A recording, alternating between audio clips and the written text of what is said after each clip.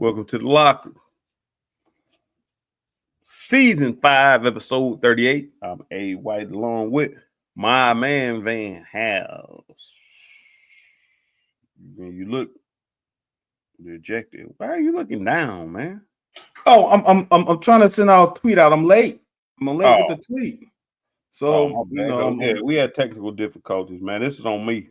It's usually on Van. Damn. But Van has more opportunities to have problems. He got 2 wonderful kids, beautiful wife, beautiful career. Man, I'm over here in the slums by myself. So for me to be off, that means, man, I'm over there trying to scrag a little money to pay rent. Y'all don't live. Anthony had a home. Anthony was a homeowner before me.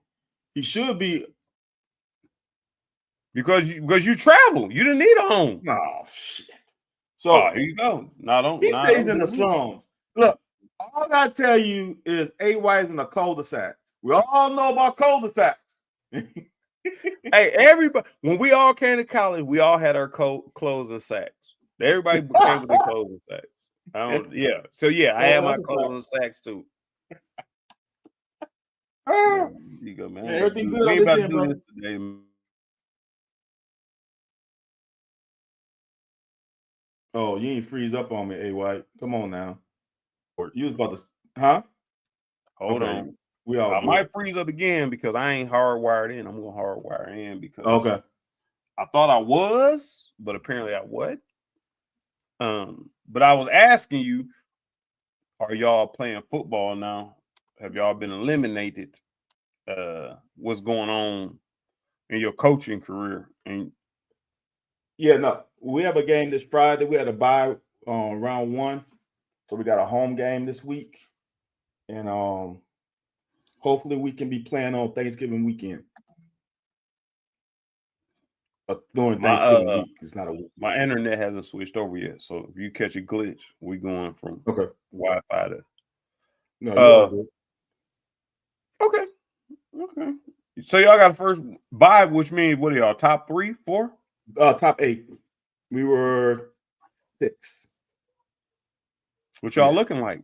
Like what y'all look like? I mean, what's y'all record? The point is, what's y'all record?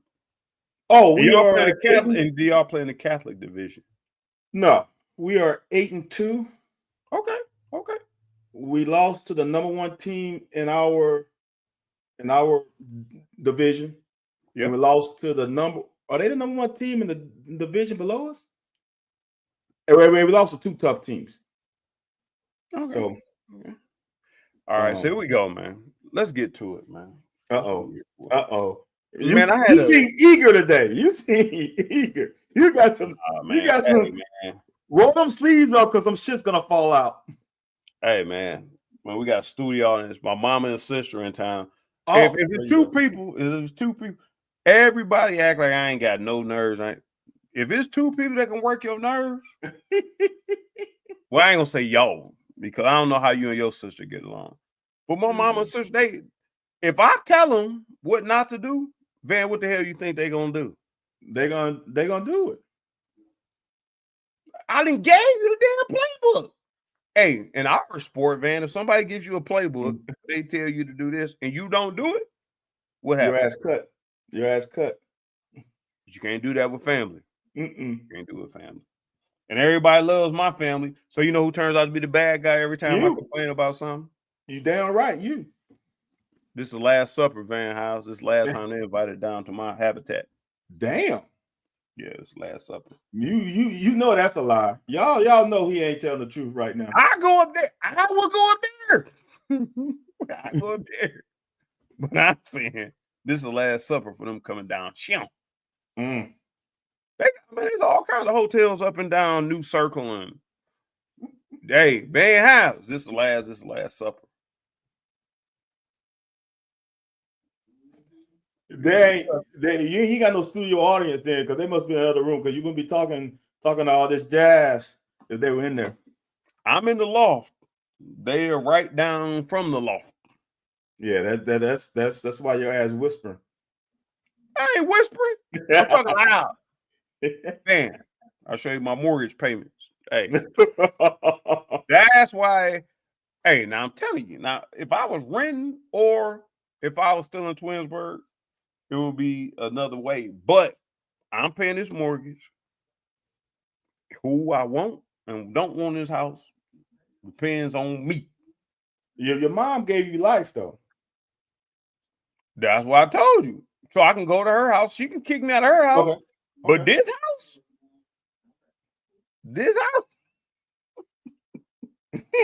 man, let's get to what I came here for. All right, so Van, this is what it came up. We're gonna talk about a couple of different things. This was came up, Van. What the hell is Ann talking about? Oh, and chill out. I don't know what you're talking about. All right, this is what I'm talking about, man. All right, here we go. This is what's in the air. You responded, and I had something I had to do today, so I couldn't get back to the responses. But this is perfect time to respond. And you also had some things going on this week that you felt like we should discuss on this show. So, Van, everybody's clamoring for John Summerall. Find that. Mark Stoops may have ran his course here, yeah. His first coaching gig. He is who he is. Can he get these guys over the hump? Maybe not.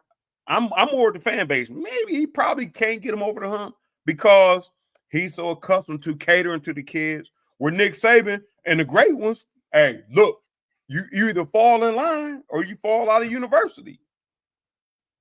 Right? True or false? True.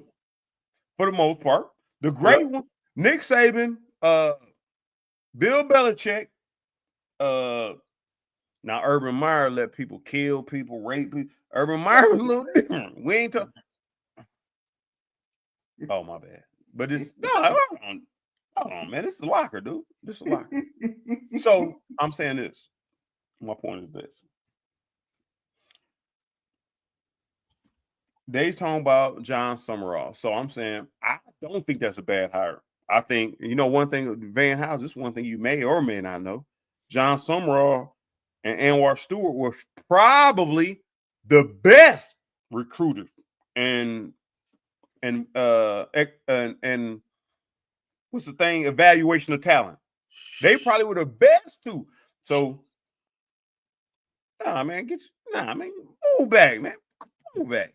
So my thing is, he probably gonna keep Anwar because those were he know when Summerall was bringing people in, Stu was bringing people in, and that the trajectory of this program has nothing to do with my friendship with Anwar Stewart or me liking Big Dog, them all being from my.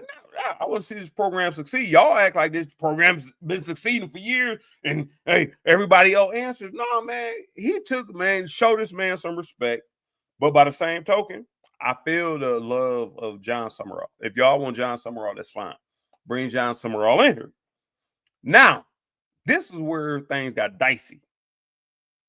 And people saying, well, if you want John Summerall to come in, if I'm John Summerall, y'all brought Mark Stoops in here for like $3 million, point something, between $3 and $4 million. And we just want to go to consistent bowl games. He did that. Y'all gave him 200,000, 100,000, 300,000. Only the past two or after he had been here about 9 years of consistent winning in bowl games, they gave him a $1 million, then a $2 million jump, which put him at $9 million. So I say, if y'all bring John Summerall in here, you probably can get John Summerall to come here and do it for $5 million. Yep. I'm telling you, y'all are saying that Mark Stoops ain't worth $9 million, and this is what I think people missed on my Twitter feed. If Mark Stoops ain't worth $9 million, if John Summerall's the answer, are you okay with paying John Summerall 8.5, 8.0? Valid question or no? Valid. Because everybody knows that John Summerall's going to come in here. My question to those is why not? Why wouldn't you bring in John Summerall for $8 million? I'm gonna say this, Anthony, at least 7. If your expectations are where they are, they paid Mark Stoops. Hold on, Van. I'm sorry. Let me do. No, you're fine. I'm about to look up something. They paid, and this is what you've been saying for a long time. They've paid Mark Stoops on his expectations when he came here, $3 million, which was a lot. He exceeded that. Yep. At some point, he kept exceeding it. They doubled it. Yep. Well, let's see where else it can go. They gave him a little bit more change. Now everybody mad. Whatever y'all asked for, he gave y'all, and they paid him off for what he was doing. Now, y'all, they want him to do what very few coaches have done. They want him to do what very few coaches have done. I'm with everybody. That $9 million don't fit when you look at the coaches making that money. I agree with that. I am telling you, if you go on a job and your boss moves the goalposts on you, what are you gonna do? If they tell you come in here, I want you to, raise this, and you raise those numbers, what's gonna do? And he said he didn't raise. Okay, so we go through COVID or NIL comes along, Van House. You run a grocery market, NIL comes along. Now, I'm not going to shop with you unless you're going to let me buy, unless you're going to give me $200 worth of free grocery every time I come. You either going to give them that $200 worth of free grocery if you can afford to, or you going to tell them, yeah, man, we can't do that, man. You might need to go Piggly Wiggly. I'm just saying, man, just be realistic with these people. I know you, me and you both got solo gigs, man. You over there doing your thing. You be talking to your people. I don't talk to your people a whole lot because you be blowing smoke them. You're a defensive player, man, and you're an engineer. So your mindset is different than me. You want to build a wall. My mindset is kick the wall in. Like, what? Let's go. What are you looking at? I see you looking when you got that. When you got that wrinkle over your. Yeah, I'm here. I'm here hard right now. Man.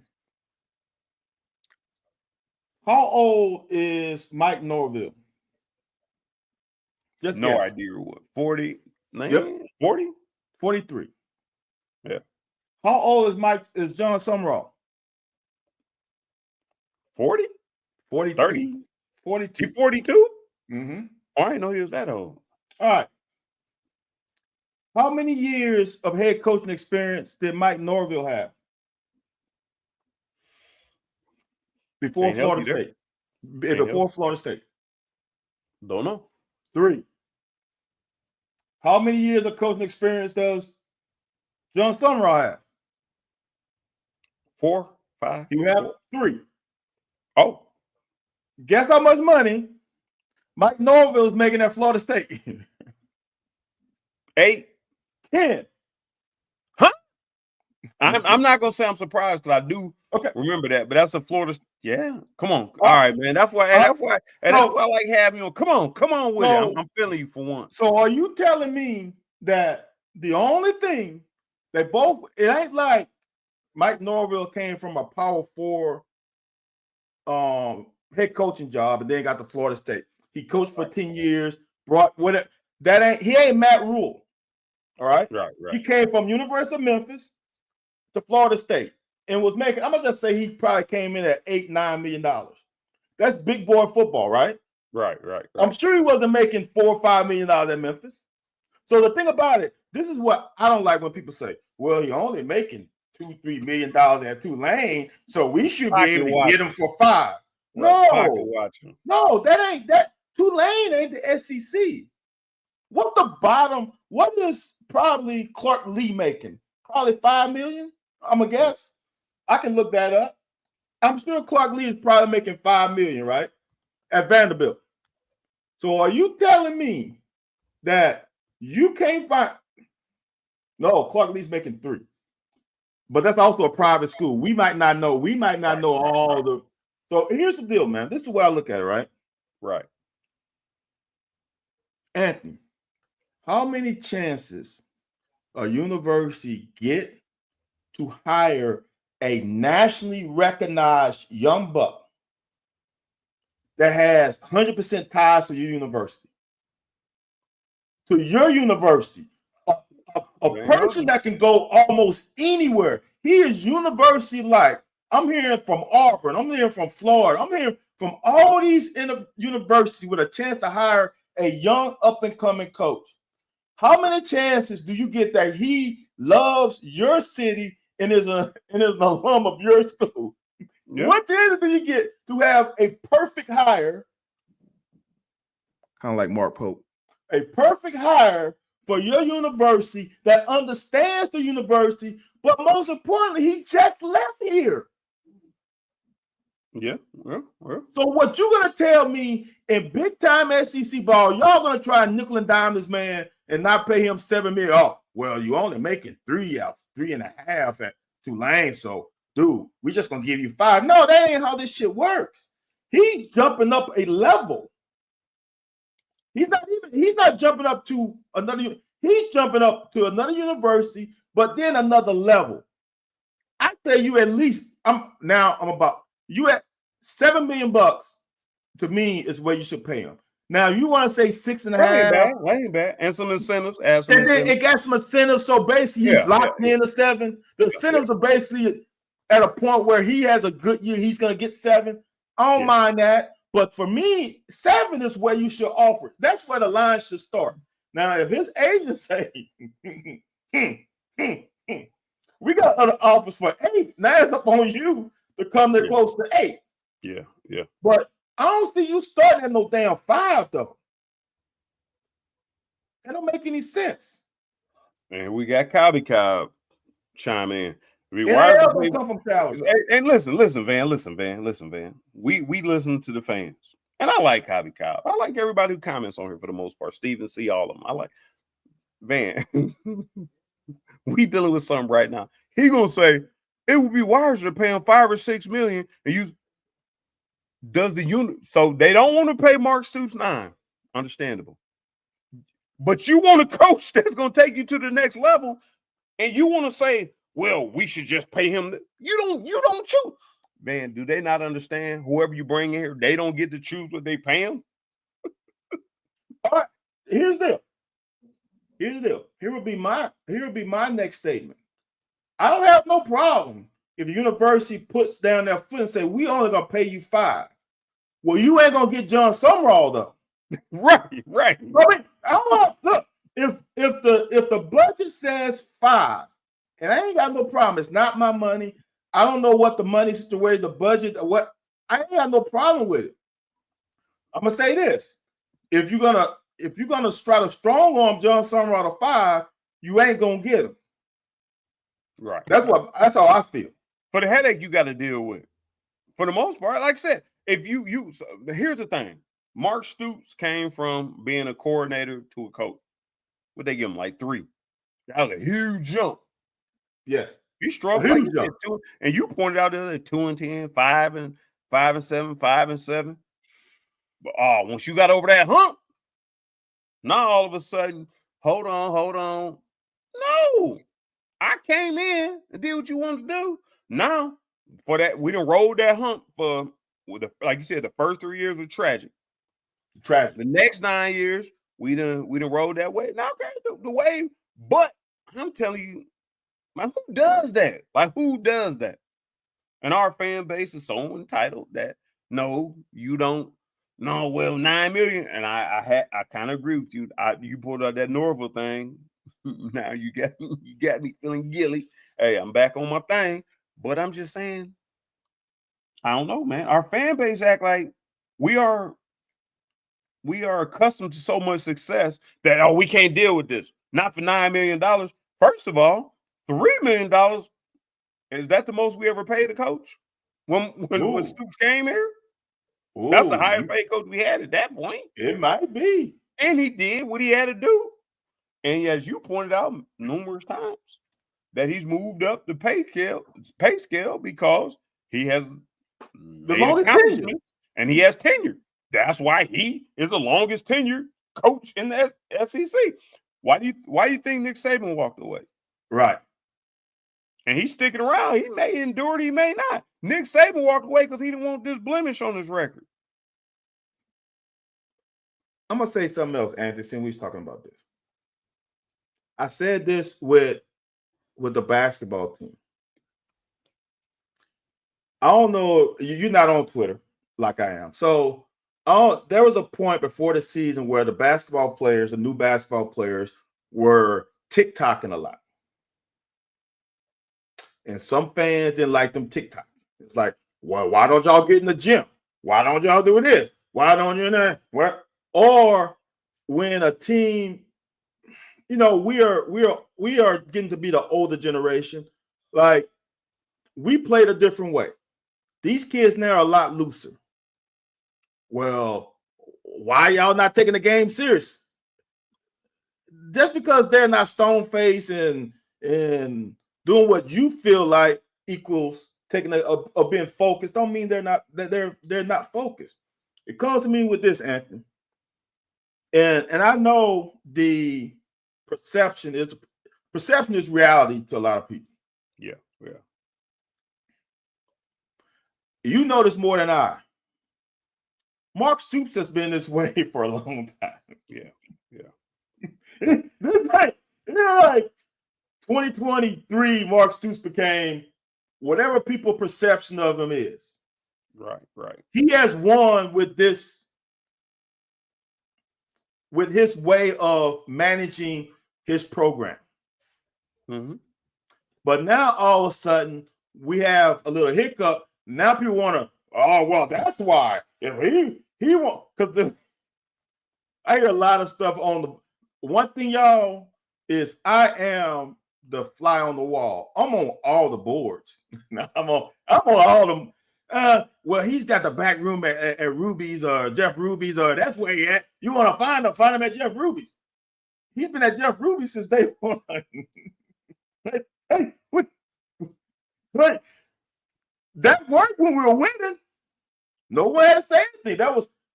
That was a glowing, like he's like Coach Big Dog. He's one of us. He comes and mingles with the peoples. Yeah. He's a great guy. They mingle with the peoples. Now, right. When you hit a little adversity, now, he spent too much damn time at Jeff Ruby.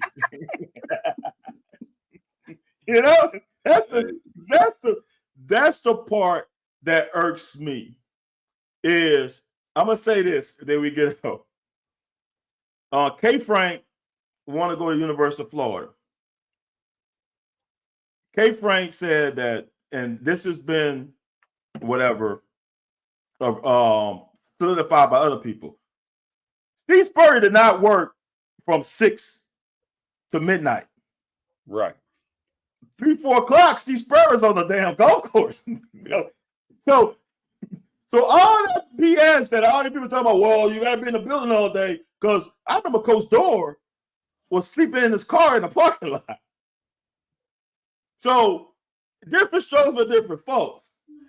But don't come up here, in my opinion, and say, well, he's not serious anymore. Well, he has changed. Dude, it's been the same. His method of coaching this team has been the fucking same. The only difference is he stepped out on y'all, and y'all are pissed. I'm a little interested in what CJ got to say. And CJ, what is your take on this? Like I'm saying, are you in support of? And like I said, I understand. So he's talking about Josh Heupel started Tennessee at $4 million. Norvell started at Florida State at 3.5. Here's and I understand. One thing is well, we have tampered with. Well, now we play in different conferences in Florida State. We have tampered with national prominence several times in the past 4 or 5 years. So Mark Stoops he's not a lock-in when we may have failed on those big stages. We've been in the top 15 several times in the past several years. So my point is, he's saying Norvell started at 3.5. Norvell started 3.5. What, Van, would you say 4 years ago, 3 years ago? Mark Stoops started at 3-something 12 years ago. Yeah, he had to start there after COVID, because I think that Memphis year was before COVID. So he might have went there 2020 or 2021. So you're talking many years later. So I don't know what CJ's point is, but Mark Stoops has started where those guys started, But he's been in the SEC for a lot longer than those guys have been to get to 9 million. And hold on though. Hold on. You can say that and whatever. Let me see when Mike Norvell started. I mean, that was start. Mike Norvell started in 2020. In 2021, Mike Norvell had an extension. His new contract guaranteed him $8 million. After 1 year, in 2021, he received an extension for $8 million. Now let me look at what his record was after that first season, because I don't think it was great. His first year was not great. 2021. Okay, Anthony. I don't know, because you know what? I just thought of Mike Norvell off the top of my head because I know he was making 10. Anthony, Mike Norvell first year was 2020. Guess what their record was? I'll tell you, 3-6. I would say it wasn't good. In 2021, guess what his record was? Wasn't good. I'm gonna tell you, 5-7. Mike Norvell got a fucking extension after going 5-7. Well, know what's crazy? Is Willie Taggart went 5-7 and 6-7 and got canned. Mike Norvell went 3-6 and 5-7 and got an extension at the state. This is what I want to think about. There's a couple things. I was on with Alan Cutler, and Alan Cutler was saying something about we had Nick Saban with. I'm like, all right, I don't agree with that. But let's just say you got Nick Saban. Nick Saban wasn't coming here for no damn $4 or $5 million. Right. You're not getting those. Yes. Okay. So, like I said earlier, if you want to penny pinch, you're going to get a penny pinching coach. If you really want, if you have identified as, I'm not saying everybody's saying this, but a large majority of Big Blue Nation have come to the agreement. That's one thing that a lot of people agree about. Next coach should be John Summerall. Yeah. So are you telling me and I heard people say he's a can't miss hire. So are you gonna tell me you're not gonna bring him in because you want to pay him $1 million less? Or are you gonna tell me you're gonna leave that you're a surefire guy? You're not gonna pay him 7 because you want to pay him 6? Are you really telling me that? Because if that's the truth, you ain't ready for big time SEC football. I'm gonna say this, Anthony, and it's gonna piss people off. I said this for a long time. Our fans ain't ready for big SEC football. They're not. For the all the way around. You say all the way around. Paying more wages. Aren't we one of the cheapest tickets in the conference, ain't we? And we complain about that, right? They complain about Anthony. And look, and here's the thing. I ain't got no problem because going to a football game costs a shit ton of money. I know I have 4 I had to pay for. But you got a shit ton of money, so it ain't a problem to you. I ain't got no shit ton of money. Here's the thing. But if you want to create a program that matches others, I can tell you right now, LSU, I can tell you right now, LSU is on a different level than us as fandom. Yeah, yeah. And resources to the university. Yeah. I'm gonna tell you this. I was recruited at Alabama in the early 90s. Their fan base is different. And I think they won in 93. Didn't they win in 93? 92, I thought it was. They won in 92. The years prior, when I went there, and it would have been that spring of 92 or the fall of 91, whatever, my junior year, my sophomore year, they were not hitting on that much. Championships, so that might have been. It might have been it might have been 91 season, but I vaguely remember them being 92 champs. Okay, because I know when I went to Mississippi State with when Walt Harris was the star of that team and Sleepy was the quarterback, they went to the SEC championship that year, and that had to been 92. Yeah. Right? So I want y'all to understand those fan bases are on another level. And I've always liked our fans. I always said the way y'all, and especially this year, where y'all came these games, game after game, when we was laying eggs at home, kudos. I still want y'all to understand that these MFers at Ole Miss and these MFers at LSU, these MFers at Bama, place that I went to, are on another level. Yeah. And we are in a situation where we need to actually be on another level than them, because we don't have the quantity of in-state talent that can build, that can be the foundation of your program. You get those people from other states to be your dudes. You get your 5-star and your high 4-stars from other states to blend in with your foundation of players from your state. That's what the big boy, Alabama gets people nationally, but the foundation of their program is in-state players. We don't have that ability. So therefore, we got to be even higher. And that's your boy. Van gonna take that personal. Van takes that personal. Coach, and here's the thing with Coach Curry, man. Coach Curry should have never left Alabama. I mean, honestly. He should have never left Kentucky if it wasn't for y'all. You're right. Here's the crazy part. Here's the crazy part. And I say this all the time, Anthony. This is the shit that pisses me off. Because I've heard from OGs that one of the Bowdens was supposed to be our OC. And if he would have been the OC, this program would have had a different trajectory than what it was than when I came. But Hal Mumme won with his players.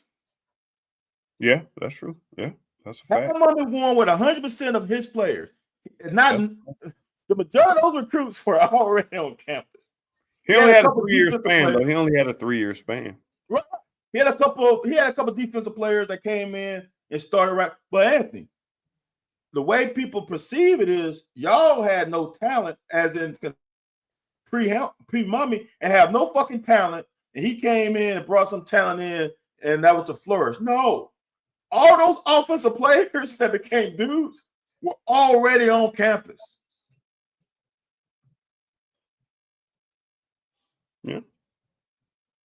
Which means, well, he only needed one of them really to make it a deal. He really only needed one of them. I want people to understand that, and I say this all the time. One of the better teams I played on was that 1995 team, my junior year, and I think we went 4-7. And if you look at, even you just go by the numbers, look at the damn scores, we could have been easily 7-4. Right.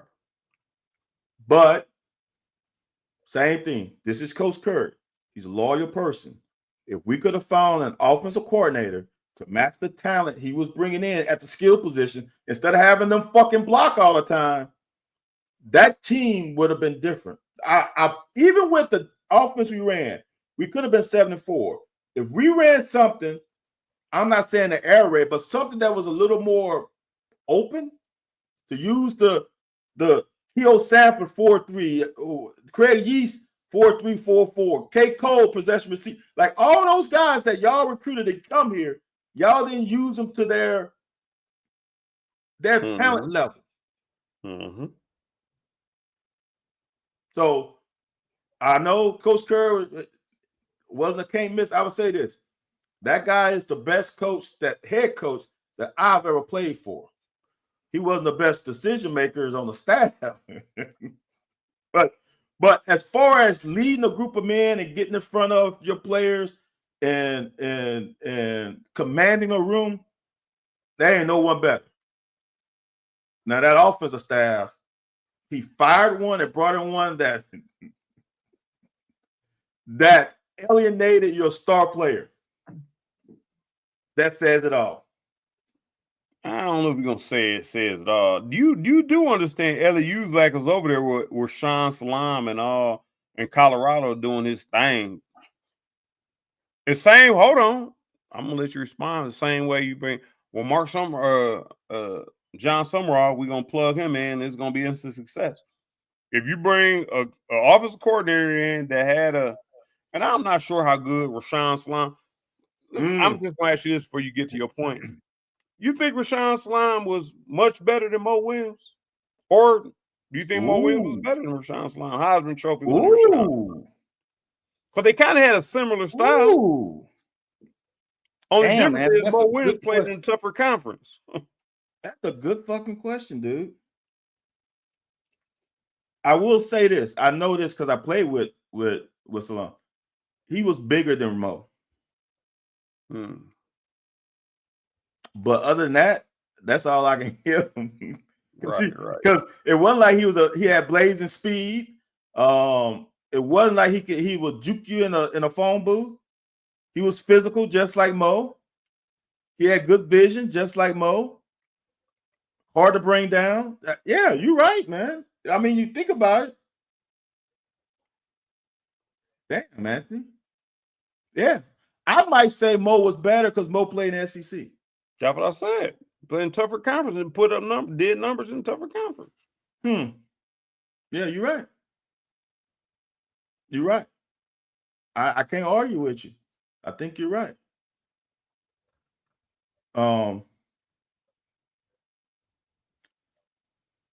See, that's the weird thing, Anthony. And this is what I'm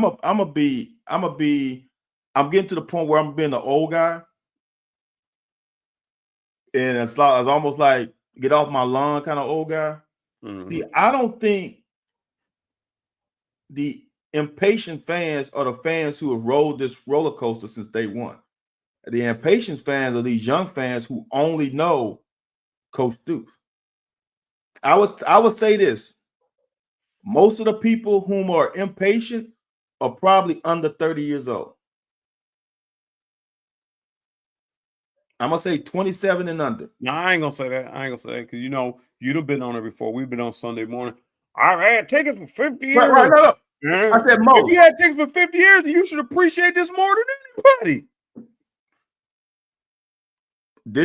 So now that you said that, you're right. Here's the thing to me that then kills you with the older people is the salary. Yeah. I don't think they're impatient. They're just saying, why are we paying a guy $9 million and we get these results? Because the motherfucker's been here for 12 years. That's why I'll say this, the same thing. When he was hot, after that 2018 season when he was hot, you had to pay him or you was going to lose him. Yeah. After 2021 season, when he went 2 10-win seasons in a span of less than 5 years, you had to pay him or he was leaving. Yeah. And this you ain't gonna like this, but I'm gonna say this. We've only really had 2 down years. I'm gonna call it 1.5. But I'm gonna say 2. I'll go with 2. 2021, we had a lot of fucking issues. You talking about down years before he got established, you mean? No, down years after he went to the, and people when you get up to the mountaintop, they don't think you fall down. They want to stay at 10 wins. After 2021, he only had 2 bad seasons become this the season. That's why I say 1 and 3 quarters, I guess. The 2022 season wasn't a bad season. If you really look at it. Now, some of the players when C-Rod misses 4 games, you have an Ole Miss debacle where C-Rod didn't play, and you have the game-winning touchdown, but you got a penalty, right? Then C-Rod did play. You keep saying C-Rod did play against Ole Miss. No, he didn't. He missed that game. Oh, you're right. That's the first game he came back. No. Go ahead. Continue. Is it? Go ahead. I'll look it up. Go and continue. Because I remember down. I thought he threw a monkey wrench in our third game. I think Ole Miss was the 3rd game. But what? Because I remember Smoke missing, Kavase missing down, easy touchdown or down screen pass. He dropped the fucking ball. So that happened. Then Will Levis missed games. We don't lose a South Carolina game with Will Levis as a starter. Like just things that happened that season. That wasn't a bad season. That wasn't a down year. The results might not have matched what y'all wanted. If Will Levis and C-Rob plays in the bowl game, we win 8 games. Does that make the season better? Christopher Rodriguez in Ole Miss 2022, 19 carries, 77 yards, 1 touchdown. Okay, so we lost 19-22. You keep saying that, and I'm saying I'm not pointing. I'm saying it's stuff that I go on. Some just be embedded in my mind that I'm just like I just know it. Then I'll be like, damn, I never knew that. Like it was just something I thought. But that's been something because that's what we said on this show. If we go back, that I wondered. It was some freak things that happened, but we wondered if throwing Chris back in there, trying to get him acclimated to the running game, kind of threw off Will Levis's balance in the passing game. That's what my question was. That's the only reason I recall that. Go ahead. Yeah. So it's like, and when Will Levis injured his toe in that game and then play like that season. If he'd got the ball on his damn hands, he wouldn't have injured his toe. Well, you're right. That season wasn't a bad season. Now the next year. Here's why bad seasons, in my opinion, happens with fans. And you can blame me for this. It's the preseason expectation. Preseason expectation, we're going to win now. We got guys coming back. We're going to win 9 games. Then when you don't meet those expectations is when you have animosity. So now we had 2 years of high expectation. We getting Devin Leary for North Carolina. He passed for this much and that. He just had an injury. That led to expectation. But I will say this, like Braun said, I would rather have expectation than not. Yeah. Can't argue with that. So last year was a bad year, in my opinion, but the year before wasn't. This year is a shitty ass year. If you want to talk about a year, this is the year that pissed you. This year right here is piss you off year, because there's no way we should not be at a better standpoint. Right. And Anthony, I'm gonna ask you a question now. And I said this on my show, and I think I tweeted this out too. I wholeheartedly believe this. Now we both have stated we're not sure that Wilcox should be playing anyway if he's having issues. But if you're gonna play him. Ride me with this. If Wilcox was a starter from week 1, I think we win 2 more games. Here's the reason why you ponder that. Here's the reason why I say that. I watched the game this weekend and last weekend. There are runs, for example, the holding call that Marquise Cox got wasn't Marquise Cox's fault. It was Wilcox's fault. But Wilcox saw the damn hole and he went there. So you can't fault him for going where the opening is. Well, Marcus Cox was blocking down. It was supposed to push the guy where Wilcox went. When the guy started to separate, Marcus Cox was like, wait, where you going? I say that to say this. Anthony, tell me if I'm right. If Wilcox played week 1, now the O-line knows what their running back is doing and not to panic in that situation, because you know your running back is going to find the open void. So now I know, hey, just block him, and whatever happens, happens. I don't have to say, well, he's going to come right off of my rear end and it's gap and B gap, and he's definitely going to go there because no. This guy has vision. So all I got to do is just get a body on a body. Whatever happens, happens. So by this time, we wouldn't be having these issues because you understand the talent that's behind you. Yeah, that's true. Yeah, I agree with you. I give you that. Like I said, I just think, I don't know, man. Where were we at? That's in a vacuum. I know there's been issues with it, but I'm saying in a perfect situation where there's no issues with him, if he starts week 1, I'm confident saying we beat Vandy and we beat Auburn. I will say this going forward. I think there's a bit error of in our receivers. I don't know what goes on in the locker room. Our receivers is doing a better job. Dan Key is doing, he's catching a lot of balls. He's doing a lot of things. He's passed some great people on the charts on his way up on receptions, on reception yards. I ain't gonna say receptions, but I think that there's a part of when you say you got a good running back, That's why I'm wondering when Mark Stoops talking about rededicating himself. Are we rededicating ourselves to? We're gonna play winning football. Receivers might. It's been games where Craig might have had 3 or 4 catches out of 4 targets, 5 targets. There's been games where I had 10 carries, 9 carries, 11 carries. There's been games when I had 22 carries, 21, 23 carries in a passing offense. Because if it's working, why would you? And I know Mummy wants to sell his offense, but if I'm getting 22 carries and I rush for 130, we keeping the chains moving. Yeah, they doing their thing on the edge, but we ain't gonna pass on 3rd and 3 or 3rd and 4 just because 2nd and 3, third. I'll say 2nd and 3, 2nd and 4, just because we got to. And but that's kind of where I think when you say with Jamarian Wilcox, if he's doing good, because they've shown, man, we ain't had no running backs getting no 15 or 20, 17 carries a game. Nobody. So even if it was Jamarian, I think it's a balance thing. I think Bush is dedicated to a balance thing. We got 10 minutes, and I got to get off of that studio audience. I'm gonna say this, Van. What do you think about? And we didn't talk about this on Sunday, but we starting Brock Vandagriff again. And I'm a big proponent against starting a young guy, especially in a place like Austin, the Swamp, Death Valley, Baton Rouge. There's certain places you don't want to start a little youngster. But I'm saying if that's what you believe, and maybe they think is we're gonna start Brock. And I'm like, look, man, I ain't got no problems getting Brock, but every time I bring up Brock, everybody like that. What? I don't want to penalize one person.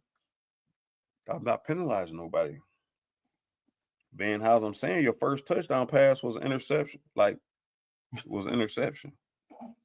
And we come back out the next week, man, come on, man. I'll wait till your face come back on the screen, man. You got me with that one. Man. And I ain't his first pass wasn't a touchdown, but it was.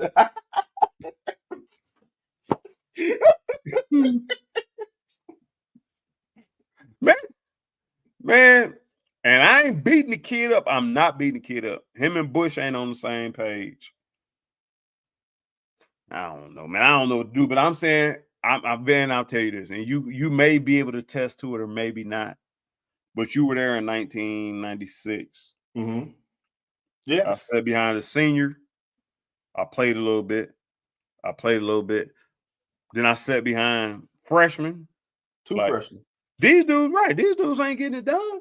Coach, man, let me see what's up. Pause a little bit. I want y'all to understand. He also showed what he can do in the first game of the season in front of freshmen. So just because he said he's sitting behind the freshman, don't get like he was behind the freshman. He was actually the backup. And I don't know what happened. Me either. So that's a preface. All right, continue. Now you was behind 2 freshmen. They weren't getting it done. Give you some run. All right. Coach, man, let me see what's up. Man, you know what? Fuck, you want to play? Suit up in Tuscaloosa. Let's see what you got. All right, man. Whatever, man. I would prefer a little pre-notice. I would prefer a little pre-notice, a little preparation. No thing. I took my L because you know what happened the next year when I was prepared. Damn near 100 rushing and receiving. So it is what it is. I ain't tripping. My point being is when you got a room and you trying to prove something, things get misconstrued. And offensively, you may have to do that. And that's why when we talked last week about Mark Stoops' comments and some of the things he's saying, maybe he was catering to people. Maybe when you said NIL money, it may not have been how big the NIL money, it may have been how it was distributed or whatever. But I'm just saying, if Brock ain't your guy for next year, and we only got 2 games left, and your first touchdown pass was an interception touchdown, what are you telling Cutter? Now, it could be now tell me, is it a recruiting tactic? Letting people know that, look, man, I know Brock ain't the guy. Cutter ain't the guy either. So who's the other guy? We do have another commit. Gavin. We interview. Who? Gavin. Bo. No, a commit that's coming in next year. Oh, Stone Sanders. Yeah, Stone. Yeah, Stone. Yeah, Stone. So I'm like, I don't understand. Maybe you don't want to give up on Brock. And I love that about Stoops. He's a player's coach. But I don't want to lose Cutter. Maybe you feeding Cutter the right lines and you want to keep Stone as well. I have no idea, man. I have no idea what's going on. Look, y'all. I want y'all to understand this.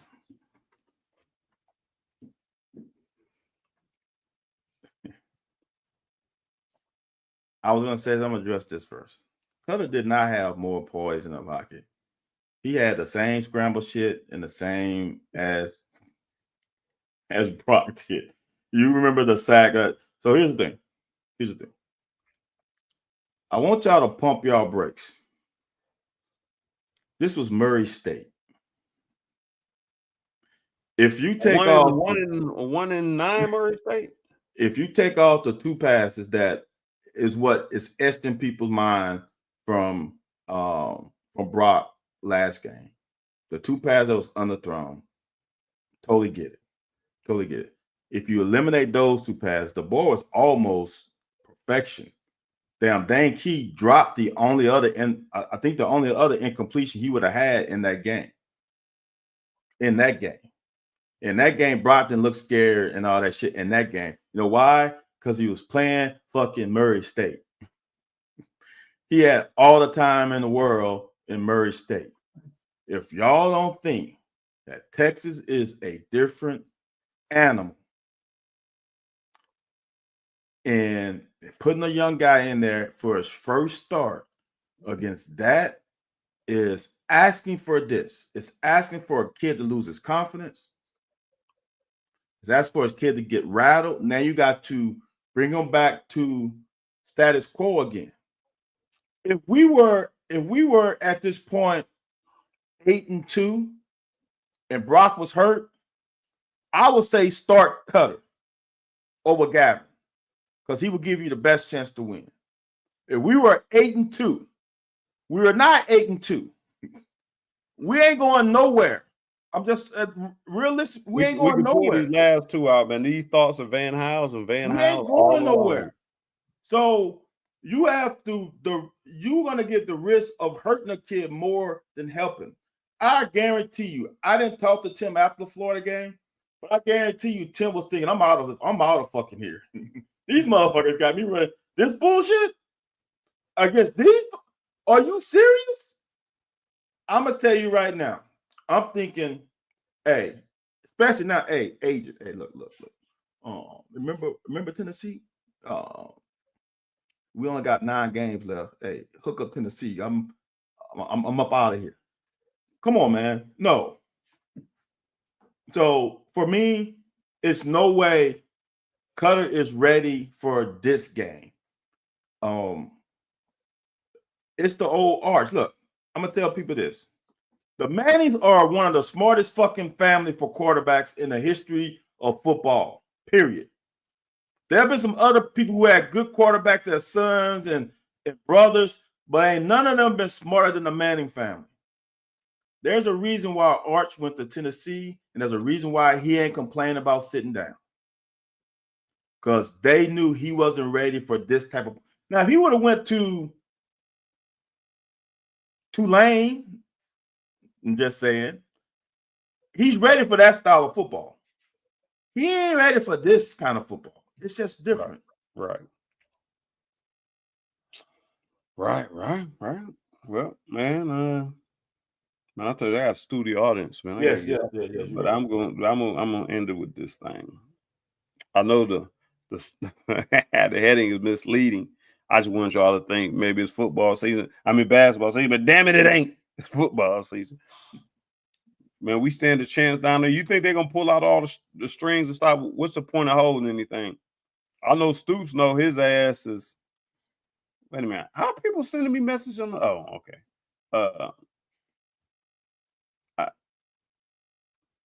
That people are questioning, Stoops energized himself and things like that. But like I said, so now you got these shows like you said, now you got Jamarian Wilcox. And like I said, I'm with the veterans. I don't have a problem with you starting Demi and getting Jamarian a bunch of carries. But I also don't have a problem with you starting Jamarian. I need to know how long you gonna go with Brock Vandagriff. You know what's so bad, and I'm gonna say this, man. I'm not beating up on the kid. I'm just saying something that needs to be said, Van House. And I don't know how good Brock Vandagriff is. I ain't been in his position where I was a front runner when I shouldn't have been. I've always been in a position where I've been the person fighting for a position, and I felt like I should have been started. So I know how one side feels. I don't know how it feels knowing I'm inadequate, but I'm happy to be here. I don't know what that feels like. But my question is, and I'm getting out of here with this, man. I'm gonna let you respond. I'm getting out of here. You know how many reporters spelled Vandagriff wrong? It's not Vandergriff. It's Vandagriff. It's D-A, yeah, not E-R.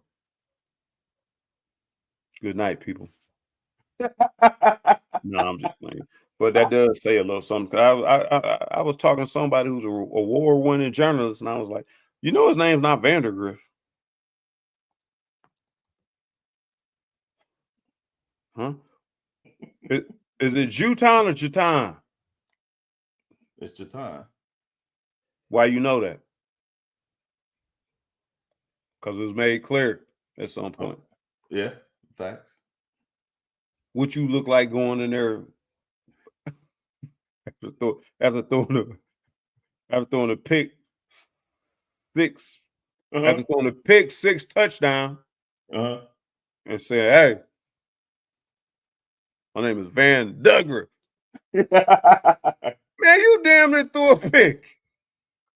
No, I'm just playing.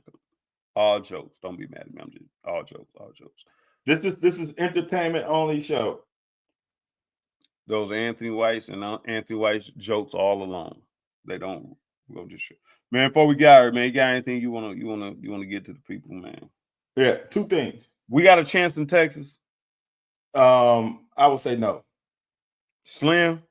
Well, how is Fat Chance and Slim Chance the same thing? I don't think it's the same. Fat Chance ain't same as Slim Chance? I don't think so. Okay. I'll say this. This is two comments because since you brought up Brock, I'm gonna end it with this.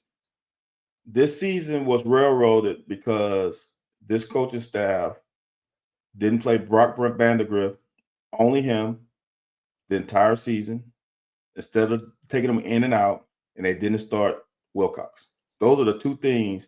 If those two things are different, I think this season's a little different. I'm not saying we win 10 games, but creating that consistency with your quarterback and creating that consistency with that running back would have made a difference. Peanut Butter Posse still on it. He think we're gonna bring it home, Van House. Hey, Peanut Butter Posse, me and you gonna pile on Van House if they win it. Pause. Huh? Pause. Y'all ain't piling up on nobody. All right, here you go, man. You on that stuff, man. You too old to keep on doing that, man. Stop.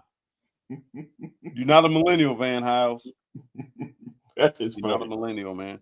And for the record, I don't know how accurate Paul Feinbaum's assessment is of that Texas A&M situation. There's a lot of details. I'm gonna discuss it next week. And how that Texas A&M situation went down with Stoops. I'm hearing certainly different from credible sources. I'm not saying Paul Feinbaum ain't a credible source. He hearing from somebody who's hearing from somebody.